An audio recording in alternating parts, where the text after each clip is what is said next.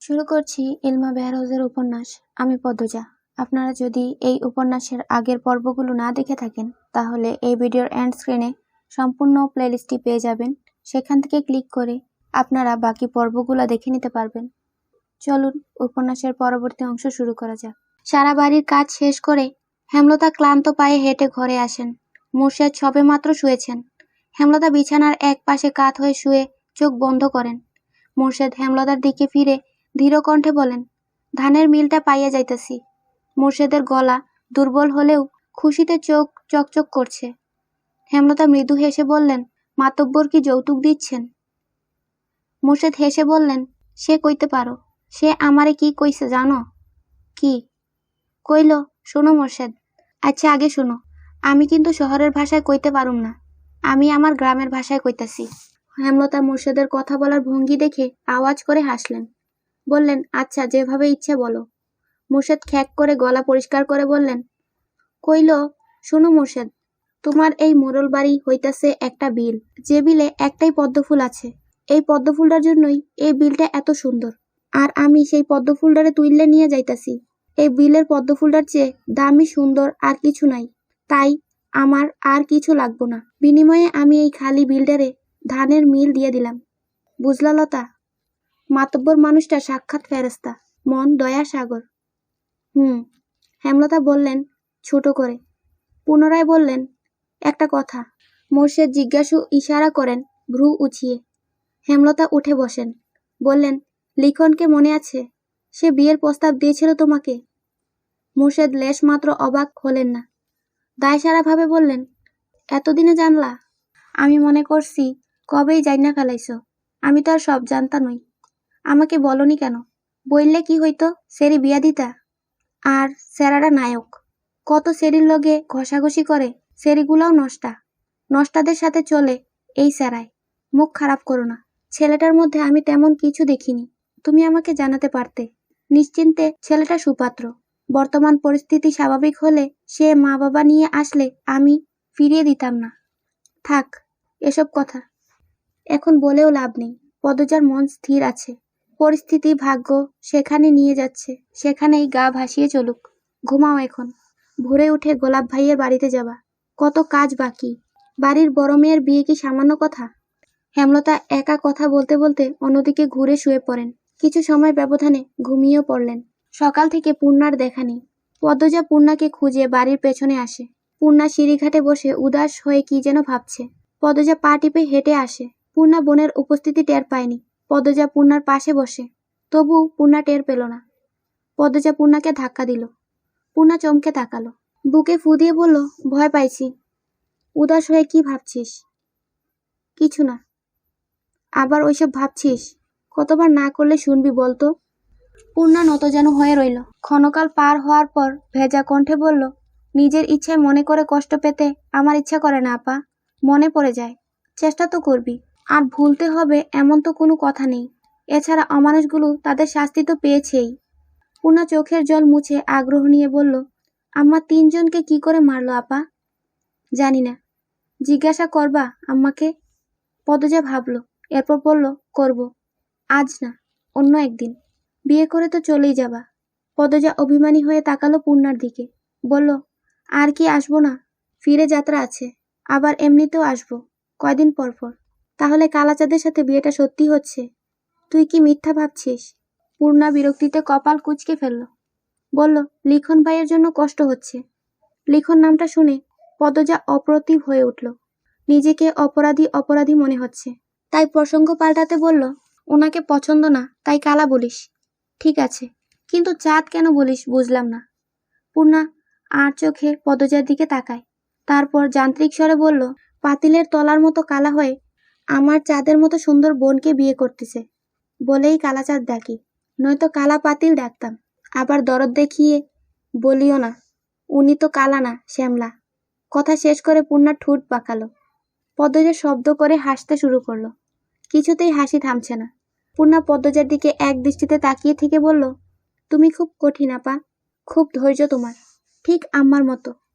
পদ্মজা হাসি থামিয়ে পূর্ণার দিকে তাকালো। সময়টা শুধু 2 বোনের। পদ্মজা মায়াবী স্বরে বলল, আর তুই ঠিক আম্মার বাহ্যিক রূপের জোড়া পর্ব। প্রান্ত প্রেমা হন্তদন্ত হয়ে ছুটে আসে নদীর ঘাটে। পদ্মজার উদ্দেশ্যে বলে, বড় আপা, দুলাভাই আসছে। আমির আসার খবর শুনেই বাড়ির পেছনে দরজা দিয়ে পদ্মজা নিজের ঘরে চলে গেল। এই লোকটা এত বেহায়া আর নির্লজ্জ। গতকাল সকাল বিকাল বাড়ির সামনে ঘুরঘুর করেছে। সেই খবর পদ্মজা পেয়েছে আজ একেবারে বাড়িতে। বিয়ের তো আর মাত্র 3 দিন বাকি। এতটুকু সময় নিজেকে নিয়ন্ত্রণ করা কি সম্ভব নয়? পদ্মজা কপাল চাপড়ে বিড়বিড় করে, এ কার সাথে বিয়ে হচ্ছে আল্লাহ। উঠানে হেমলতা ছিলেন। আমির বাড়িতে ঢুকেই হেমলতার পা ছুঁয়ে সালাম করলো। এরপর নতজানু হয়ে বলল, কেমন আছেন আম্মা? হেমলতার চক্ষু চড়ক গাছ। আমিরের সাথে মগা এসেছে। মগার হাতে মাছের ব্যাগ, মাথায় ঝুড়ি, তাতে মশলাপাতির সাথে শাকসবজি। বিয়ের আগেই এত বাজার, আবার আম্মাও ডাকা হচ্ছে। অপ্রত্যাশিত ব্যাপার স্যাপার। হেমলতা ঢুক গিলে ব্যাপারটা হজম করে নেন।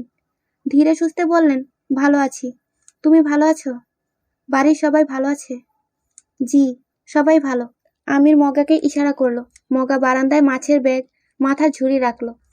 হেমলতা আমিরকে বললেন, এত সব বিয়ের আগে আনার কি দরকার ছিল?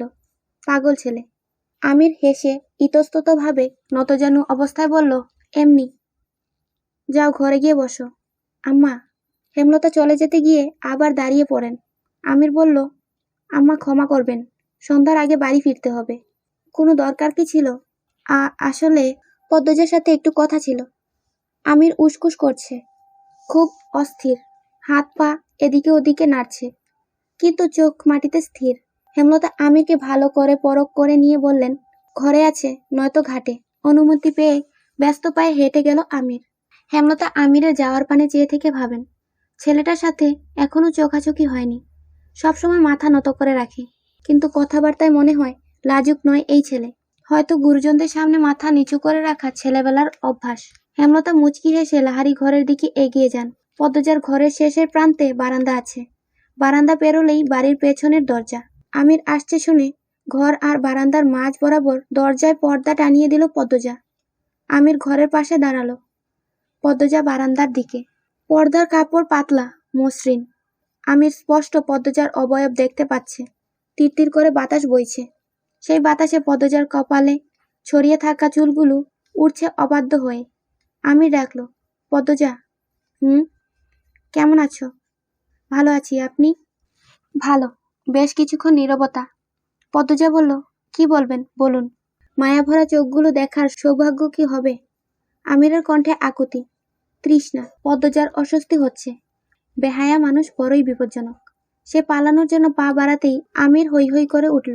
কসম লাগে পালাবে না। পদ্মজা মাথার ওড়না টেনে বলল, দরকারি কথা থাকলে বলে চলে যান। তাড়িয়ে দিচ্ছ? ছি না, তোমায় না দেখলে আজ আর প্রাণে বাঁচব না। রাতেই ইন্নালিল্লাহ। রসিকতা করবেন না, কাউকে না দেখে কেউ মরে না।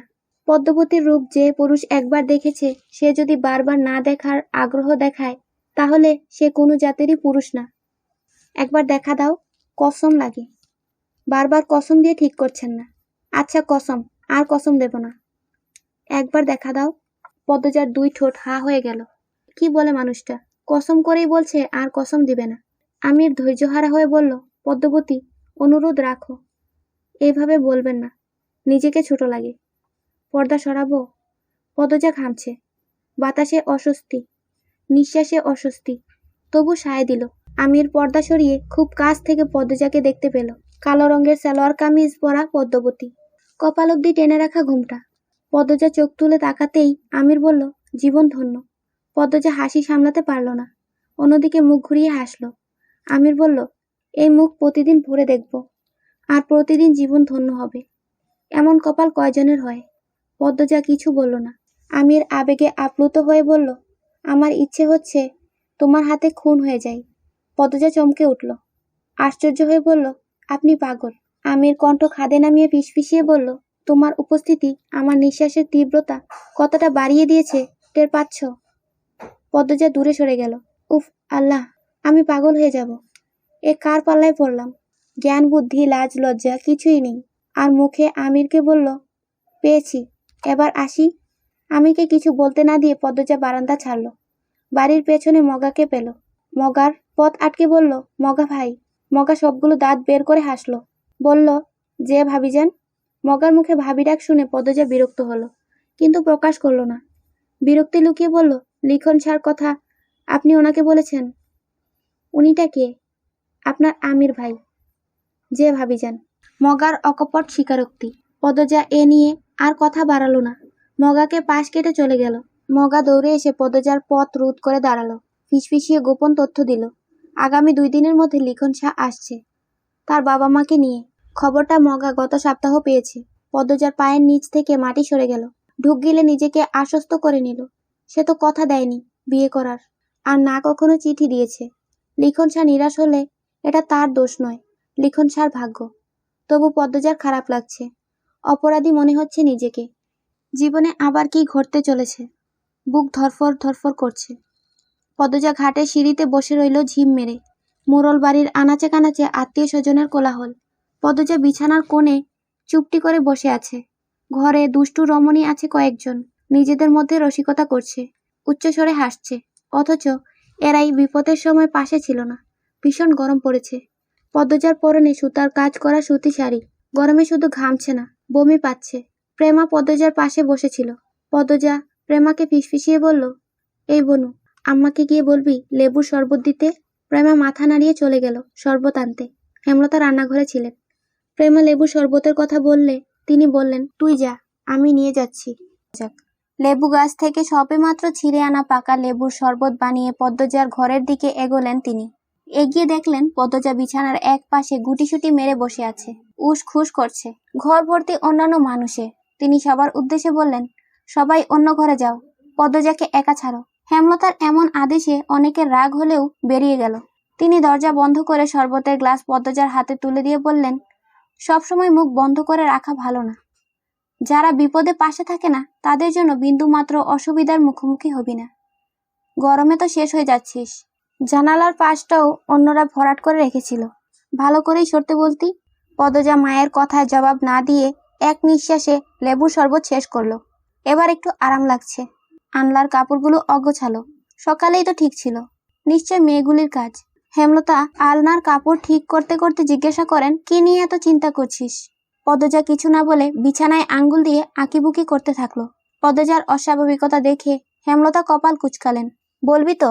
পদ্মজা বিচলিত হয়ে বলল, আম্মা, উনি বোধহয় আজ আসবেন। উনি? উনি কে? আমির? না আম্মা, লিখন সাজে উনি। হেমলতা দীর্ঘশ্বাস ছেড়ে স্বাভাবিক কণ্ঠে বললেন, কপালে যা আছে তাই তো হবে। ভাবিস না, আমি আছি, সব সামলে নেব। লিখনকে আমি বুঝাবো। হেমলতার কথা শেষ হতেই পদ্মজা ভেজা কণ্ঠে বলল, উনি খুব কষ্ট পাবেন আম্মা। হেমলতা অবাক হয়ে তাকান পদ্মজার দিকে। পদ্মজা এত বেকুল কেন হচ্ছে? তিনি কি পদ্মজার অনুভূতি চিনতে ভুল করছেন, নাকি শুধুমাত্র কারো মন ভাঙবে ভেবে পদ্মজার এত বেকুলতা? হেমলতা দুটানায় পড়ে যান। পদ্মজার জীবনে এ কেমন টানা পড়েন। এই মুহূর্তে পদ্মজাকে বুঝে উঠতে গিয়ে হিমশিম খাচ্ছেন তিনি। এদিকে হানি ডাকছে। হেমলতার বড় বোন হানি গতকাল ঢাকা থেকে গ্রামে এসেছে, ছেলে মেয়ে নিয়ে এসেছে। হেমলতা দরজার দিকে পা বাড়ান, তার আগে বলে গেলেন, আমার নোংরা অতীত শোনাবো আজ, বাকি সিদ্ধান্ত তোর। যা চাইবি তাই হবে, মনে রাখিস, যা চাইবি তাই পাবি। পদ্মজা কিছু বলার আগে হেমলতা চলে গেলেন। পদ্মজার বুকের ভেতরে অপ্রতিরোধ্য তুফান শুরু হয়। মায়ের অতীত জানার জন্য কত অপেক্ষা করেছে সে। আজ যখন সেই সুযোগ এলো, তার ভয় হচ্ছে খুব। কেন হচ্ছে জানে না, কিন্তু হচ্ছে। হাত পায়ের রগে রগে শিরশির অনুভূতি। ব্যান গাড়িতে চড়ে অলন্দপুরের আটপাড়ায় ঢুকলো লিখন শাহ। সাথে মা বাবা এবং বোন। বাবা শব্দর আলী, মা ফাতিমা বেগম, আর বোন লিলি। শব্দর আলী চশমার গ্লাস দিয়ে গ্রামের ক্ষেত দেখছেন আর বারবার বলছেন, এই তো আমার দেশ, এই তো আমার বাংলাদেশ। ফাতিমা ভীষণ বিরক্ত ব্যান চড়ে। ওনার ইচ্ছা ছিল কোনো মন্ত্রীর মেয়েকে ঘরে বউ করে আনবেন, আর ছেলের নাকি মেয়ে পছন্দ হয়েছে গ্রামে। ছেলের জেদের কাছে হেরে আসতেই হলো। লিখনের পরনে ছাইরঙ্গা শার্ট, চোখে সানগ্লাস। উত্তেজনায় তার হাত পা কাঁপছে রীতিমতো। এমন একটা দিন নেই যেদিন পদ্মজার কথা ভেবে শুরু হয়নি। এমন একটা রাত নেই যে রাতে পদ্মজাকে নিয়ে স্বপ্ন দেখা হয়নি। মাঝের সময় ব্যবধানে পদ্মজাকে খুব বেশি ভালোবেসে ফেলেছে সে। স্বপ্নে কোমরে আঁচল গুজে ঘরের কাজ করা পদ্মজাকে দেখতে পায়। কখনো বা অপরূপ সুন্দরী পদ্মজাকে ঘুমের ঘরে ঠিক বিছানার পাশে শাড়ি পরা অবস্থায় দেখতে পায়। কল্পনায় পদ্মজাকে নিয়ে সে সংসার পেতেছে। এবার হয়তো সত্যি হতে চলেছে। লিখন আনমনে হেসে উঠল। মনে পড়ে যায় পদ্মজাকে প্রথম দেখার কথা। সঙ্গে সঙ্গে বুকের মধ্যে অদ্ভুত ঝড় শুরু হয়। কি মায়াবী, কি স্নিগ্ধ একটা মুখ। তার চেয়ে সুন্দর পদ্মজার ভয় পাওয়া, লজ্জায় পালানোর চেষ্টা, পরপুরুষের ভয়ে আতঙ্কে থাকা। লিখন আওয়াজ করে হেসে উঠল।